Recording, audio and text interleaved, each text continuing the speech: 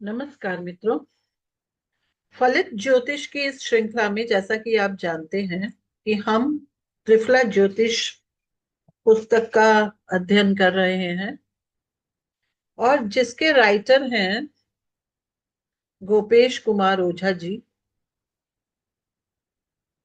और ये बहुत पुरानी बुक है, विक्रम संवत 2027 में लिखी हुई।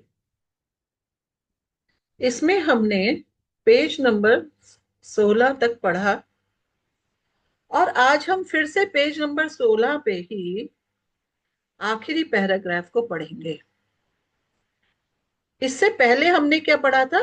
इससे पहले हमने पढ़ा था त्रिशधाय पतियों के बारे में। त्रिशधाय पति का मतलब तीसरे छठे 11वें घरों के संबंध के बारे में। तीसरे छठे और 11वें भावों के अधिपति यानी कि उनके स्वामियों के बारे में। अब हम जानेंगे केंद्राधिपतियों के बारे में। देखिए क्या लिखा है, अब केंद्राधिपतियों को लीजिए। सुश्लोक शतककार लिखते हैं कि सामान्यतः जो पापी समझे जाते हैं वे केंद्राधिपति होने से शुभ माने जाते हैं, और जो सामान्यतः शुभ माने जाते होते हैं अर्थात नैसर्गिक शुभ होते हैं, वह केंद्राधिपति होने से पाप हो जाते हैं। अब इनका क्या कहने का मतलब है, यहां पर हमें ये जानने की जरूरत है कि कौन से ग्रह नैसर्गिक रूप से शुभ होते हैं और कौन से ग्रह नैसर्गिक रूप से अशुभ होते हैं। तो अगर हम नैसर्गिक रूप से शुभ या अशुभ की बात करें तो उनके बारे में यहां बताया गया है कि नैसर्गिक शुभ ग्रह केंद्राधिपति होने से उनको क्या फायदा या नुकसान होता है, या नैसर्गिक अशुभ ग्रह जब केंद्राधिपति बनते होते हैं तो उनको क्या फायदा या नुकसान होता है। आइए जानें। लग्नेश की अपेक्षा चतुर्थेश बली और चतुर्थेश की अपेक्षा सप्तमेश अधिक बली और सप्तमेश से भी अधिक बली दशमेश होता है। इस प्रकार दोनों त्रिकोणेशों पंचमेश व नवमेश में नवमेश अधिक बली होता है, और त्रिशधायेशों में भी उत्तरोत्तर बली होते हैं। त्रिशतेश से अधिक बली षष्टेश और षष्टेश से अधिक बली एकादशेश। यहां पर थोड़ा सा विषय वस्तु चेंज हो गई है। अब देखते हैं क्या कहना चाहते हैं। कहते हैं कि नैसर्गिक शुभ ग्रह, कौन कौन से ग्रहों को शुभ माना जाए और कौन कौन से ग्रहों को नैसर्गिक रूप से अशुभ माना जाए। तो नैसर्गिक शुभ ग्रहों में सबसे पहले जो नाम आता है वो आता है गुरु, गुरुदेव बृहस्पति का। फिर नाम आता है शुक्रदेव का। फिर नाम आता है बुध। फिर नाम आता है चंद्रमा का। लेकिन बुध और चंद्रमा कंडीशनल होते हैं। कैसे कंडीशनल होते हैं? क्योंकि बुध सहचर्य के अनुसार फल देते हैं और चंद्रमा क्षीण होने पर बल नहीं, क्षीण होने पर शुभ नहीं कहलाते, बल्कि बली होने पर ही शुभ कहलाते हैं। अब समस्या ये है कि अगर हम बुध को सहचर्य के अनुसार कह रहे हैं तो बुध अपने राशियों को तो सहचर्य में यूज नहीं करेंगे ना। बुध की तो दो ही राशियां हैं, 3 और 6। तो यहां कहने का मतलब है कि बुध का केंद्र अधिपति, केंद्र जब अधिपति बनते हैं तो या तो वो मिथुन राशि होगी और या फिर तो गुरु को, शुक्र को, बुध को शुभ ही माना जाएगा। लेकिन चंद्रमा जब बली होंगे तो वो शुभ माने जाएंगे। लेकिन वैसे भी सामान्य तौर पर चंद्रमा बली ही होते हैं। अब बात आती है कि अशुभ ग्रह कौन से हैं। तो शनि, राहु, मंगल और सूर्य। मंगल क्रूर है, ये पापी है, ये भी पापी है। और सूर्य, सूर्य को कई लोग सात्विक ग्रह मानते हैं लेकिन अशुभ नहीं मानते। तो सात्विक है लेकिन ये क्रूर भी है। तो यहाँ पे थोड़े मतभेद हैं, इनके बारे में भी हम आगे की क्लासेस में जानेंगे। लेकिन फॉर द टाइमिंग समझने के लिए हमें ये समझना चाहिए कि नैसर्गिक शुभ ग्रह गुरु शुक्र बुध और चंद्रमा होते हैं, और अशुभ ग्रह शनि राहु मंगल और सूर्य माने जाते हैं। उसके बाद यहाँ पर एक और बात बहुत इंपॉर्टेंट है, यहाँ पे नेक्स्ट पैराग्राफ में जो मैं ऑलरेडी पढ़ चुकी हूँ, ये बताया गया है कि जब हम केंद्र भावों के बारे में बात करते हैं, क्या बात करते हैं, केंद्र भावों के बारे में बात करते हैं, तो हमें ये पता है कि ये लगन भाव है, ये चतुर्थ भाव है, ये सप्तम भाव है, और ये दशम भाव है। ये चारों ही केंद्र भाव हैं, 1 4 7 10। इसमें सबसे बली देखिए कहा गया है, चतुर्थेश से बली सप्तमे सप्तम, और सप्तम से बली दशम होता है। यहाँ क्या लिखा है किताब में, क्या लिखा है देखिएगा, ध्यान दीजिएगा, पेज नंबर 16। कहते हैं कि लग्नेश की अपेक्षा चतुर्थेश बली है।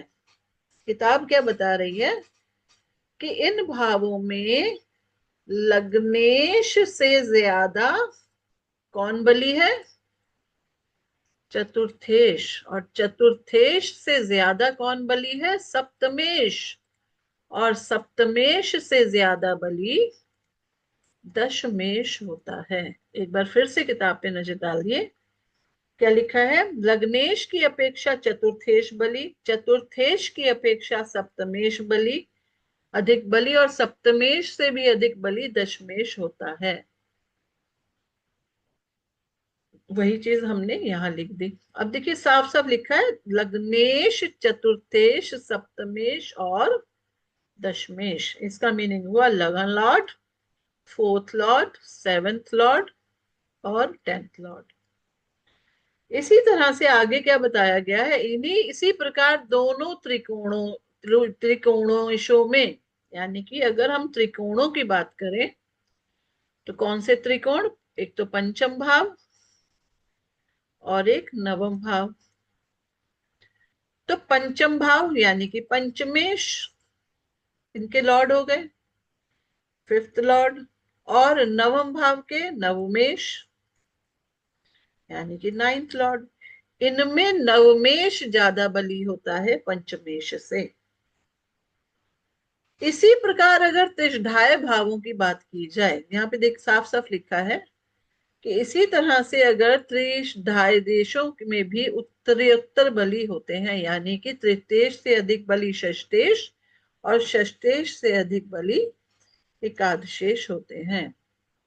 इसी तरह से अगर हम तृतीयेश, षष्ठेश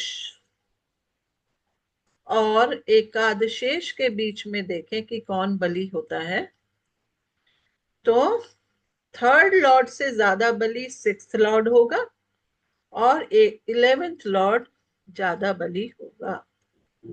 उत्तरोत्तर शब्द यूज हुआ है, उत्तरोत्तर मतलब जैसे जैसे आगे बढ़ते हैं। इसी तरह से देखिए हम कुंडली में कैसे चलते हैं, एंटी क्लॉकवाइज ही तो बढ़ते हैं आगे। तो इसी तरह से अगर हम केंद्रों की बात करें तो इनका बल इस तरह से बढ़ता है। इसमें बात करें त्रिकोणों में तो इस तरह से बढ़ता है, और इसी तरह से अगर हम एक त्रिषधाइयों की बात करें तो इस तरह से आगे जाएंगे, तो इनका बल उत्तरोत्तर यानी कि आगे बढ़ते हुए बढ़ता है।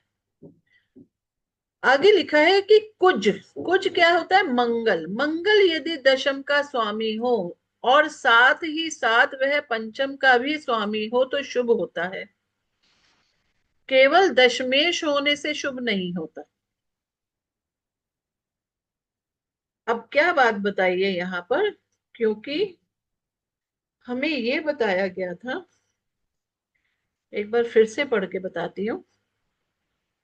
क्या कहते हैं कि सामान्यतः जो पापी समझे जाते हैं वे केंद्राधिपति होने से शुभ बन जाते हैं। तो अब इन्होंने बात की है मंगल की। मंगल जिसको पापी समझा जाता है वो, उसका केंद्राधिपति, अगर वो उसका केंद्र मतलब केंद्र का स्वामी हो वहां, ये माना 1 नंबर राशि यहाँ है, तो अगर 1 नंबर राशि 10th हाउस में है तो 10th लॉर्ड तो हमें पता है कि सबसे बली होगा। फिर यहाँ पे 2 3 4 5 6 7 और 8। आगे क्या लिखते हैं, मंगल यदि दशम का स्वामी हो और साथ ही साथ पंचम का भी स्वामी हो तो शुभ होता है। केवल दशमेश होने से शुभ नहीं होता। दशम में मंगल की राशि केवल कर्क लगन और कुंभ वाली कुंडलियों में हो सकती है। अब जैसे हमने यहाँ चार्ट बनाया तो हमें ये तो समझ आ गया कि कर्क लगन में मंगल जो है वो दशमेश भी है और पंचमेश भी है। तो ऐसे में मंगल क्या हो गया, शुभ है। जबकि नैसर्गिक रूप से मंगल क्या है, अशुभ ग्रह है, लेकिन यहां पर ये शुभ है। कर्क लगन वाली कुंडलियों में मंगल दशम और पंचम का स्वामी होता है, इसलिए यह शुभ है। किंतु कुंभ लगन वाली कुंडलियों में मंगल दशम और तृतीय का स्वामी होता है, अर्थात केंद्रपति होने के साथ साथ त्रिकोणपति नहीं होता। इस कारण वह पापी ही हो गया। अब इसी को हम क्या करते हैं, कुंभ लगन में समझते हैं। तो कुंभ लगन में यहां देखिए 3rd लॉर्ड कौन हो गया, 3rd लॉर्ड यहां पर मंगल है। और साथ ही साथ मंगल यहां पर क्या है, कुंभ लगन में 3rd लॉर्ड है और 10th लॉर्ड है। तो यहां पे अगर हम कहें कि मंगल शुभ है तो यहां पर मंगल शुभ नहीं हुआ। क्यों नहीं हुआ, क्योंकि यहाँ पे मंगल क्या है, 3rd लॉर्ड होने के कारण अशुभ, और यहाँ पर 10th लॉर्ड होने के कारण, अगर आप शुभ भी कह रहे हो तो लेकिन मूल त्रिकोण राशि तो उसकी यहाँ है ना, तो ऐसे में उसकी शुभता नहीं रही, तो ये अशुभ ही रहा। तो बुक में साफ साफ ये बात बताई गई है कि अगर नैसर्गिक अशुभ ग्रह केंद्र के स्वामी भी हो और साथ साथ त्रिकोण के स्वामी भी हो तो वह शुभ होंगे। लेकिन अगर केंद्र के स्वामी है साथ में किसी और पाप स्थान के स्वामी है तो वह शुभ नहीं कहे जाएंगे। इसी तरह से और ग्रहों के बारे में भी बताया है। सौम्य ग्रह जैसे चंद्रमा बुध और शुक्र आदि लगन चतुर्थ सप्तम और दशम के स्वामी हो तो शुभ नहीं होते। जैसे अभी पहली ही लाइन में ये क्या बताया गया था, एक बार इसको दोबारा पढ़ेंगे। पहली ही लाइन को दोबारा पढ़ने से देखिए क्या लिखा है, सामान्यतः जो पापी समझे जाते हैं वे केंद्राधिपति होने से शुभ माने जाते हैं और सामान्यतः शुभ होते हैं, अर्थात नैसर्गिक शुभ वह केंद्राधिपति होने से पाप हो जाते हैं, यानी कि नैसर्गिक शुभ केंद्राधिपति होने से पाप हो जाते हैं। इसी बात को दोबारा लिखा है कि सौम्य ग्रह चंद्र बुध शुक्र आदि यदि लग्न चतुर्थ सप्तम या दशम के स्वामी हो तो शुभ नहीं होते, अर्थात शुभ ग्रह भी केंद्र के अधिपति होने के कारण शुभ फल प्रदान नहीं करते, और क्रूर ग्रह जैसे सूर्य मंगल शनि आदि केंद्रपति हो तो अशुभ फल प्रदान नहीं करते, शुभ फल ही प्रदान करते हैं। त्रिकोण पतियों की अपेक्षा त्रिशढायेश और त्रिशढायेश की अपेक्षा केंद्रेश प्रबल हैं। अब यहां पर ये वाला कंपैरिजन अलग है, अभी हम यहां तक पढ़ेंगे कि नैसर्गिक क्रूर ग्रह, इसका इनका कहने का अर्थ यह है कि जब शुभ ग्रह केंद्रों के स्वामित्व को प्राप्त करते हैं, अर्थात शुभ ग्रह यानी कि चंद्रमा, शुक्र, बुध और गुरु जब केंद्रों का स्वामित्व प्राप्त करते हैं तो उतनी शुभता नहीं रहती। यहाँ पे देखिए, एक और शब्द को हमें ध्यान देना चाहिए, चतुर्थ, सप्तम या दशम के स्वामी, और साथ में लगन भी बोला है। यदि लगन चतुर्थ, सप्तम और दशम के स्वामी हो तो शुभ नहीं रहते, लेकिन मैक्सिमम केसेस में तो ये माना गया है, बहुत सी किताबों में आप पढ़ोगे कि लगन लॉर्ड हमेशा ही शुभ होता है। तो हम ये मान के चलें कि अगर कोई शुभ ग्रह चतुर्थेश, सप्तमेश या दशमेश बनता है तो वो उतना ही शुभता नहीं दे पाएगा जितनी एक्चुअली उसके पास होनी चाहिए। इसी प्रकार अगर अशुभ ग्रह यानी कि मंगल, शनि या राहु, राहु के पास तो खैर कोई राशि नहीं होती, सूर्य हम यहाँ ले सकते हैं। मंगल, शनि और सूर्य, जिनको हम पाप ग्रह या क्रूर ग्रहों में काउंट करते हैं, उनको अगर यहाँ का स्वामित्व प्राप्त होता है तो वो पाप प्रभाव नहीं रखते। जैसे हमें पता ही है कि अगर लगन में 10 नंबर राशि या 11 नंबर राशि हो तो है तो शनि की राशि, लेकिन क्योंकि लगन लॉर्ड है तो बिल्कुल भी पापी नहीं होगा। इस कुंडली के लिए, चाहे वो मकर लगन की कुंडली हो, चाहे वो कुंभ लगन की कुंडली हो, क्योंकि वो लगन लॉर्ड है तो इसलिए हमेशा ये शुभ फलदायक ही होगा। इसी तरह से अगर चतुर्थेश या फिर सप्तमेश या दशमेश पापी ग्रह बनते हैं तो ये शुभ फल प्रदायक ही होते हैं। अब नेक्स्ट पार्ट में ये डिस्कस किया गया है कि त्रिकोण के स्वामी और केंद्रों के, सॉरी त्रिकोण नहीं, यहां पर बोला गया है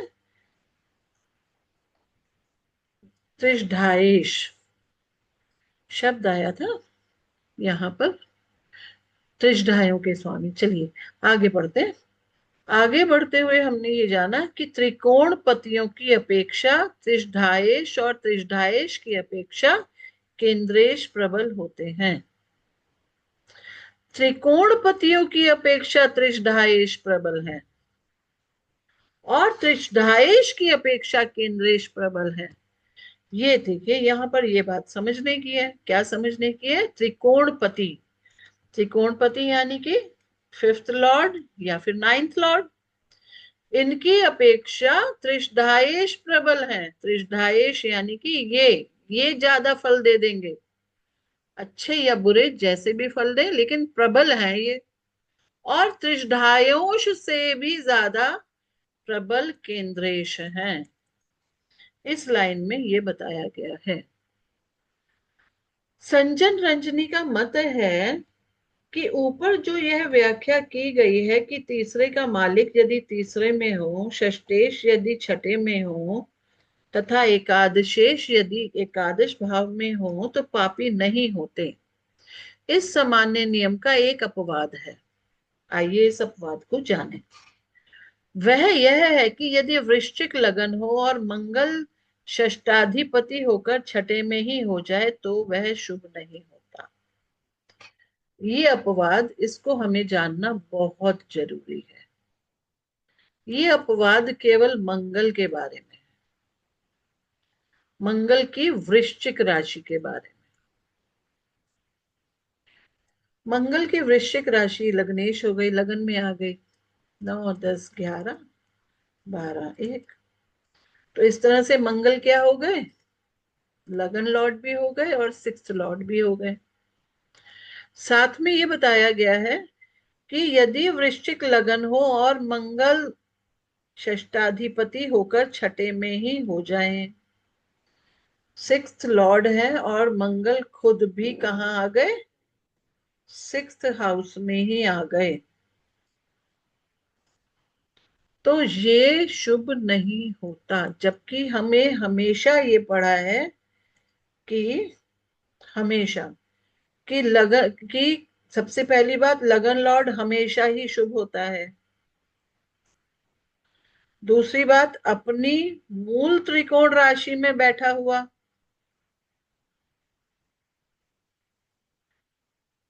बैठा ग्रह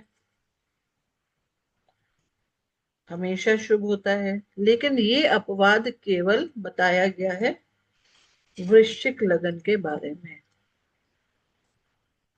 कि वृश्चिक लगन में षष्ठेश भी यानी कि सिक्स्थ लॉर्ड भी मंगल ही होगा। और ऐसे में अगर मंगल ही सिक्स्थ हाउस में आ जाए तो यह एक अच्छा संकेत नहीं है, शुभ नहीं है। आगे देखते हैं।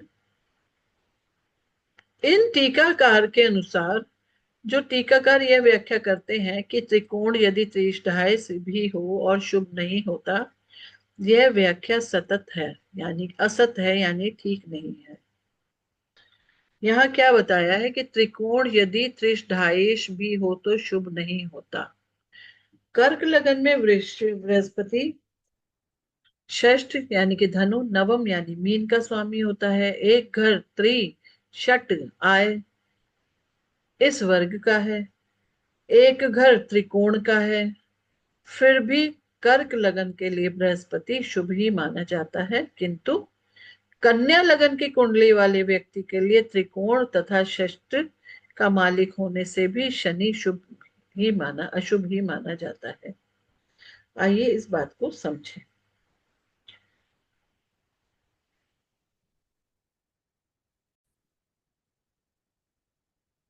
देखिए, इसको हम धीरे धीरे पढ़ेंगे और धीरे धीरे समझेंगे, क्योंकि यहाँ पर दो बातें कही गई हैं। इन टीकाकार के अनुसार, जो टीकाकार यह व्याख्या करते हैं कि त्रिकोण यदि त्रिष्ठायश भी हो, तो सबसे पहले तो हमें यह जानना है कि त्रिकोण और त्रिष्ठायश कौन से उसमें सेम हो सकते हैं।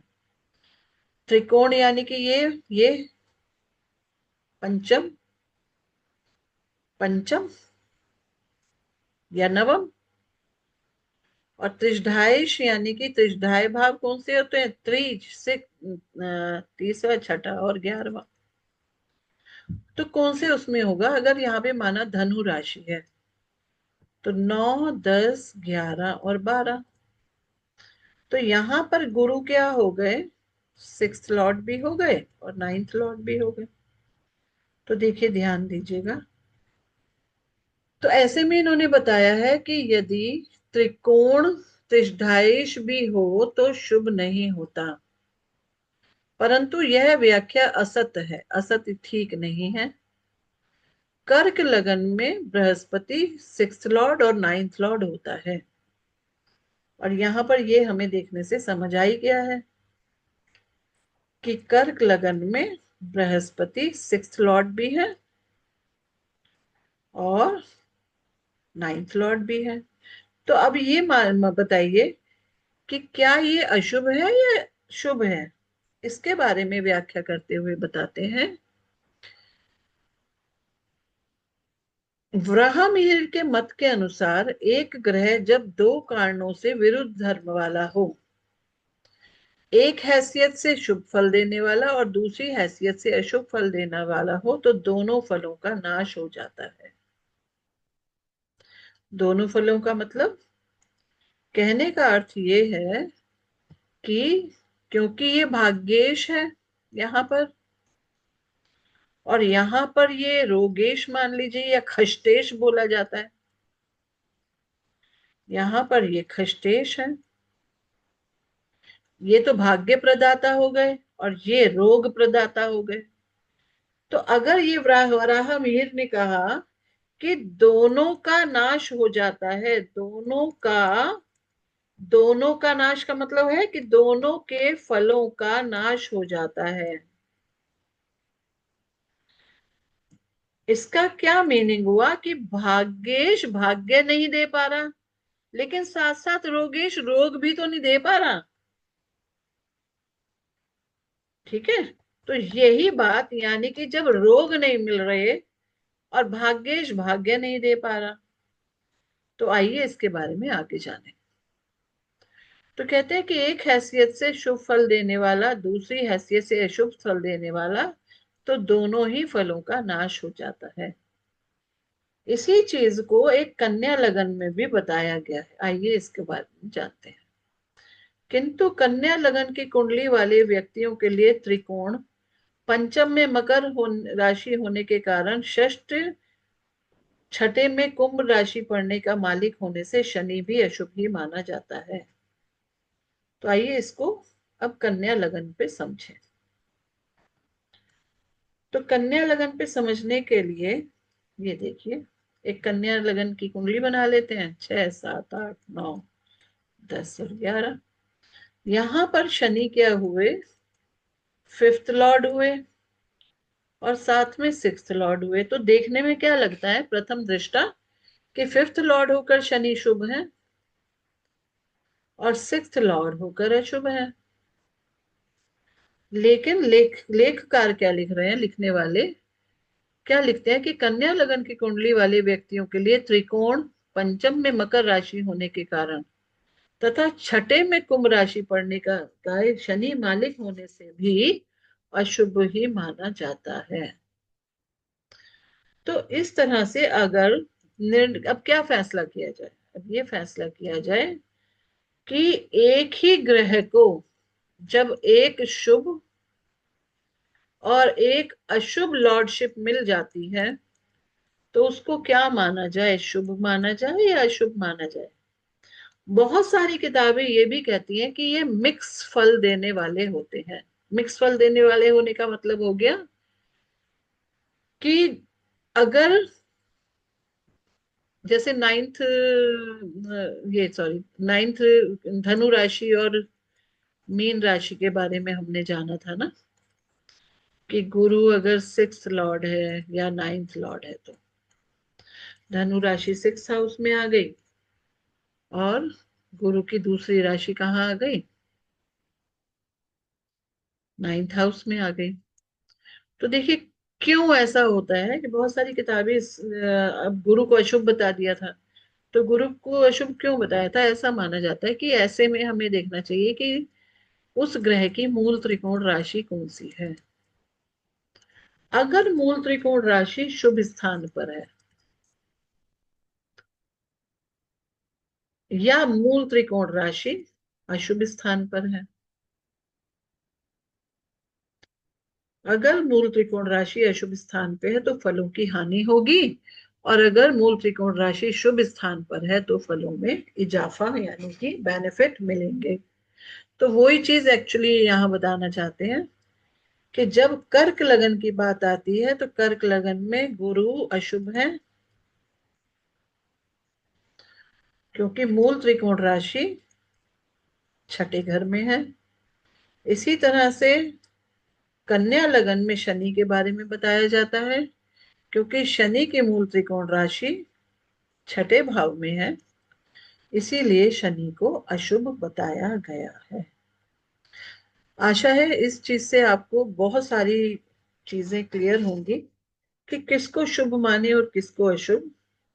बाकी आगे का हम नेक्स्ट क्लास में पढ़ेंगे। धन्यवाद।